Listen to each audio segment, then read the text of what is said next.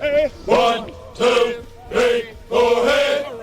Run me now, run me some more, hey. Run me now, run me now, run me some more, hey. 1, 2, 3, 4, hey. 1, 2, 3, 4, hey. Oh, this is the way we start our day, hey. This is the way we start our day. Up in the morning, out too soon. Up in the morning, out too soon. I run 10 miles before it's noon. I run 10 miles before it's noon. Oh, this is the way we start our day. This is the way we start our day. Infantry, all the way. Det 25, A Soldier's Story by Michael L. Haley, Master Sergeant, United States Army Reserve, retired. The viewpoints expressed in this publication are those of the author and do not necessarily reflect the official policy or position of the Department of Defense or the U.S. government. The public release of this publication by the Department of Defense does not imply Department of Defense endorsement or factual accuracy of the material. Introducing the author, Michael L. Haley. I wrote most of this book during and immediately after deployment to Afghanistan in 2007. The idiocy of U.S. President Joe Biden inspired me to complete the story and publish it because he made all of the sacrifices Americans made for the country a complete joke. Joe Biden is a joke, but I was serious when I served the United States of America as a soldier. Biden is making our nation a laughing stock. The story in this book has its humor, romance, and action. But these are the things that happen in real life. The story in Det 25 is based on real events, but none of this story is about killing or dying like so many other war stories. The story in Det 25 is about having courage, and specifically moral courage, to do the right thing. It was a complete act of cowardice, and there was not even a shred of moral courage involved in Joe Biden's decisions to withdraw from Afghanistan abruptly. Like Hillary Clinton, whose decision to abandon the U.S. ambassador in Libya cost the lives of several Americans, Joe Biden's blunders have cost American lives, and his continued blunders will cost taxpayers billions of dollars and human lives all over the world. It is time to take a stand against the Democrat war machine and impeach Joe Biden. Clinton lost to Donald Trump because of her cowardice, but Joe Biden's stupidity is going to get all of us killed in global thermonuclear war. This podcast is a reading of the first chapter in Det 25, A Soldier's Story. Listeners can purchase a digital or printed copy of the entire book from Amazon.com or Barnes & Noble booksellers. Order your copy today. Before I start reading the story, I want to explain why this chapter appears where it does in the book. When I completed the first draft, I was really excited and tried to find a publisher. I had never gone this far with any of my writing, but I knew this was a great book and a really inspiring story. I sent the first 20 pages to a publisher's literary agent, and I was immediately rejected. One of the things he said to me in his rejection letter gave me an idea. He said that the book's start was too slow and there was nothing appealing about the story in those first pages. He was right, because the beginning of the story, the way it all really began, was not so interesting. The most interesting part of the story was in the middle of the book. I moved the chapter from the middle of the book to the front, made a few adjustments in the text to connect the sequence with a flashback technique, and the problem was solved. The next publisher I contacted loved the book. The second chapter is still not so interesting, but it tells the beginning of the story and establishes some initial conflicts that are always present in any story. It is just a necessary part of storytelling to tell about those initial conflicts and circumstances. I promise that much of those first few chapters has relevance later in the story, although it might not seem like it at first. Here is the first chapter of Det 25, A Soldier's Story. The road to Gardez. I was up early in the morning, despite spending much of the night tossing as much as I reasonably could think to need for the next month into my large rucksack. There was not much to think about. July was the hottest month of the whole year. It was not like I needed to pack any civilian clothing for some party time on the beach. There was no beach in Gardez.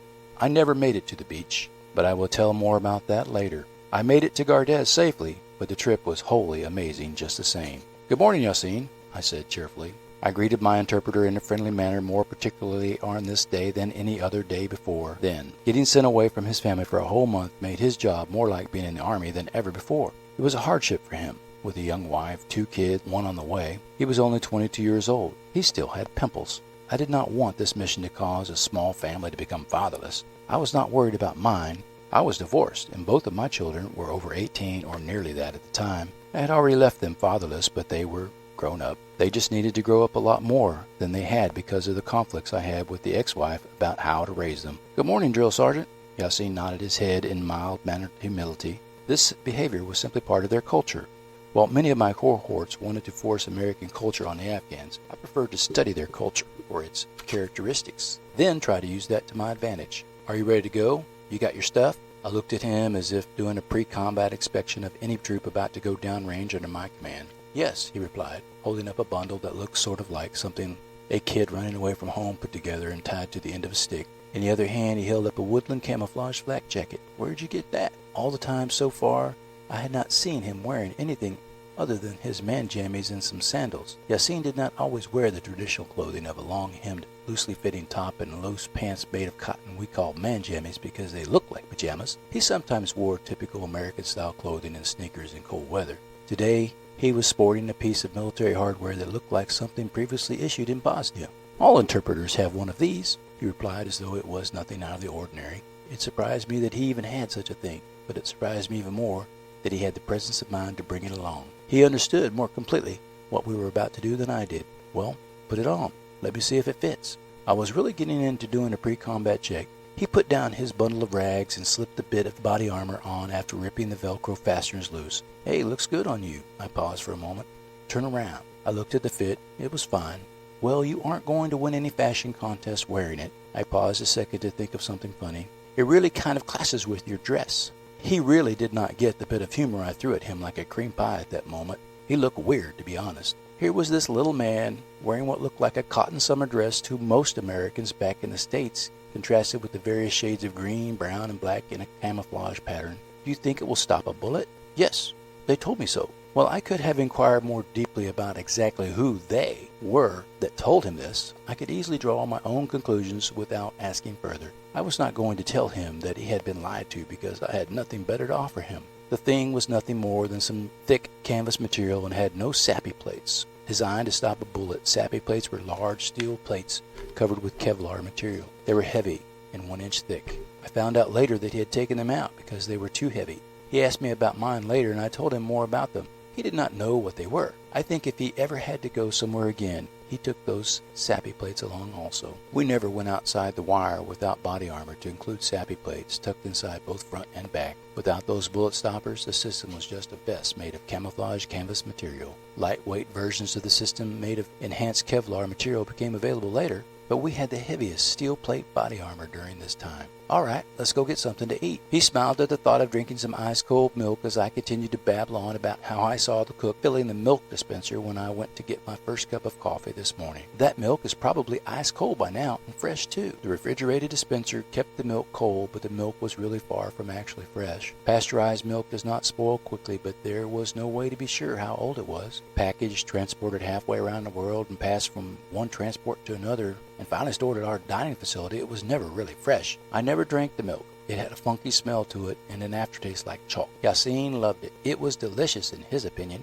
and he was not hesitant to express that opinion with great joy. We had not been in the mess hall for very long before the first sergeant came in and saw me. "Drill Sergeant Haley, are you going to get on this convoy or not?" He always had a way of just pinching my nerves with every word spoken in his grating tone of voice. "We're on it, First Sergeant." It looked like departure was actually going to be at 0700 hours, as stated the night before. We still had 15 minutes, but there was going to be a convoy briefing. These briefings usually took only about a minute and were always short when originating from our forward operating base. Stay in the vehicle if we get attacked until told to dismount. Lock and load after we cross into the red after hearing the command to go red. Gunners, keep your turrets pointed to the front, rear, or sides depending on your position in the convoy. Finally, the all-important one. Return fire only if fired upon. Hit your targets. If the convoy commander were gutsy, he might say, "We will take no prisoners." That usually got a round of chuckles, but the truth was that we really would not have left anything alive for a radius of 100 meters from the convoy. There simply would not have been anyone to take prisoner. "Let's go, Yasin." I looked over at him as he gulped down another glass of milk after stuffing his face with the last bit of scrambled egg and toast on his plate. I looked around a bit impatiently now, feeling the icy stare of everyone in the room. The only one in the room who did not seem to have a hateful expression on his face was Command Sergeant Major Punisher. I cannot describe what it was exactly that I was reading in his face at that moment. It seemed to be somewhere between humility and understanding. I found out much later that the Navy lieutenant had gone ballistic in front of the base commander about the Det 25 Black Ops plan. They had all been standing before the colonel from that time in the morning until late at night before coming to my room to tell me to pack. Our detachment commander, Lieutenant Colonel Professor, got released from active duty, refrat, for the unauthorized plan. He sacrificed himself for the rest of the soldiers in the mission, taking full responsibility at the mercy of the full bird from the Gamecock State. The rest of the year for me among the group was some sort of strange love-hate relationship. They loved to hate me. It was no real secret who told what to whom. They would have never understood the reasoning for what I did at that time. Courage under fire deserved a medal for bravery. Moral courage was rare and never got rewarded. The real unsung hero in all of this was Yasin. I gave him an enamel gold coin as a memento and appreciation for all that he did for me during the year when I left Afghanistan. He was the true savior of our mission, but he still might have been on the Afghanistan side more than ours. We loaded up in the vehicles as passengers on this occasion, having no real responsibility for security unless the need occurred. Like most convoys between Camp Alamo and Camp Phoenix, there was no need. We rolled down Jalalabad Road, J-Bad, like we owned it. Drivers forced other vehicles to get out of our way. They were always pedal to the metal as much as possible. An up-armored Humvee was a frightful sight when it came up behind a slower-moving Corolla, with its headlights flashing, horn blaring, and a machine gun aimed squarely on target.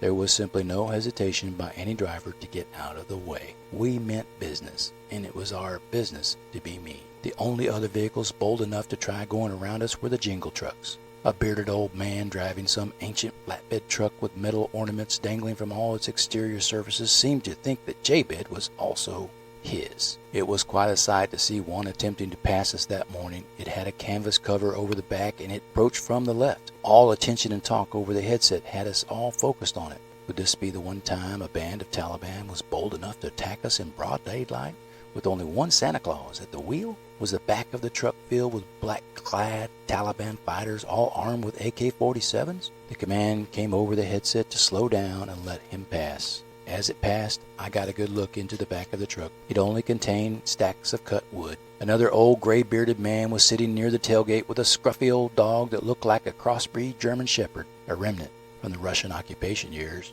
I tried to take a picture of it with my camera through the 3-inch thick bulletproof glass, but it turned out a bit blurry. With the right software, I might have been able to clean it up a bit. Later in the year, I accidentally set on the camera, destroying it and losing that one Pulitzer Prize photo. It was the finest photographic expression of what life in Afghanistan was really like for those who lived there. It was depressing. We made it to Camp Phoenix without incident in record time. The convoy to Gardez was not leaving until 1000 hours. We still had 2 hours to kill. I decided to take the opportunity to stock up on some tobacco since I had no idea what they had at Camp Lightning.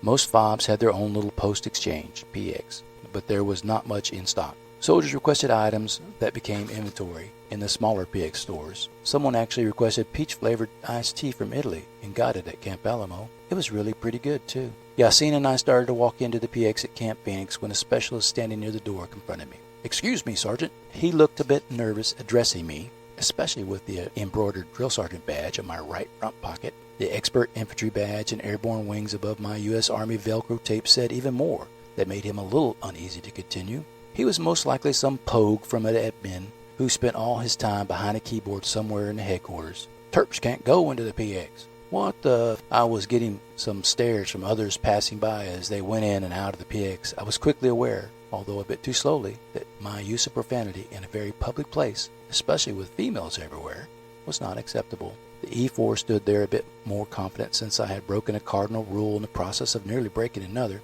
I rephrased my question.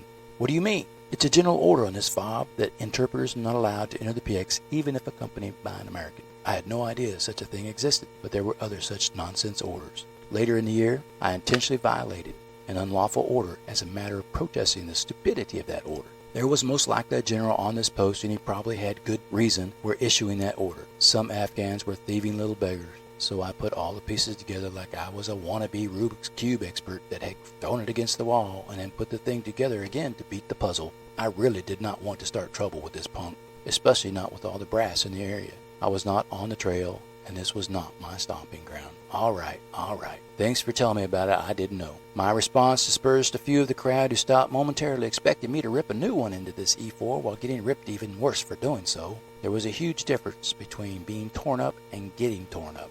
While the discrimination of this torn-up order made me angry, I was not going to get torn up for noncompliance. "Sorry, Yasin. You'll have to wait out here." He nodded with humility. He was completely submissive about being the target of unreasonable discrimination. "You want me to get you anything?" I asked him. His expression was one of mixed emotions. He was both surprised and overjoyed at the same time. He was like a kid on Christmas morning, awakening to the sight of so much bounty left for him under the tree. It all disappeared in an instant, as if it had only been a dream. He lowered his head and eyes.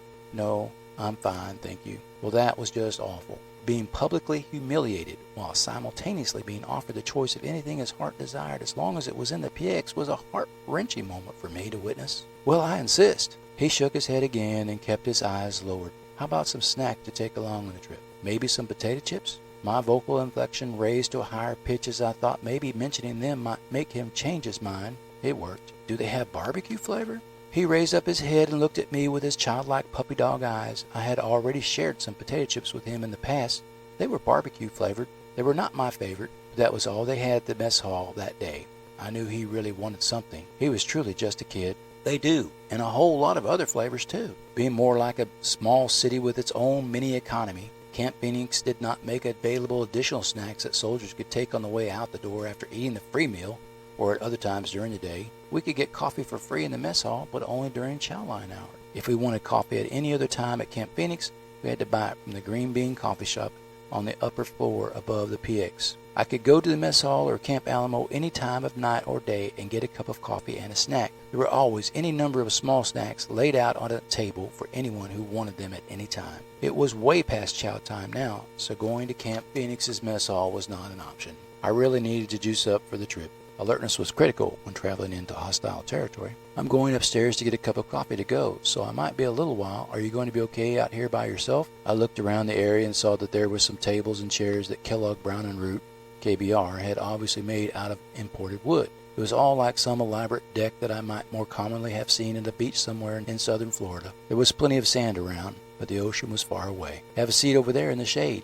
I motioned to a place at a table beneath one of the very few trees not already cut down for firewood in Afghanistan. This was a place that could never go green because they used wood and diesel fuel as the main sources of heat and power creation. There was more pollution in Afghanistan than in many countries in the developed world. I later saw a high level of pollution in Russia, but it did not compare to how bad it was in Afghanistan. If going green in Afghanistan ever became an interest for anyone, there would surely be a demand for nuclear power plants. The Taliban might have more uses in mind for radioactive materials than creating electricity. I'm going to pause in the reading here in order to keep the episode length of time short enough that listeners can listen. There will be other episodes as needed in order to complete the reading of the first chapter. Look for the episode as it becomes available. Thank you for listening. Bo Dilly, where you been? Bo Dilly, where you been? Downtown Columbus, drinking gin. Downtown Columbus, drinking gin. I said, what you gonna do when you get back? What you gonna do when you get back? Run it all out on the airborne track. Run it all out on the airborne track. I said, hey, Bo Dilly. Hey, Bo Dilly. Hey, Bo Dilly, boy. Hey, hey.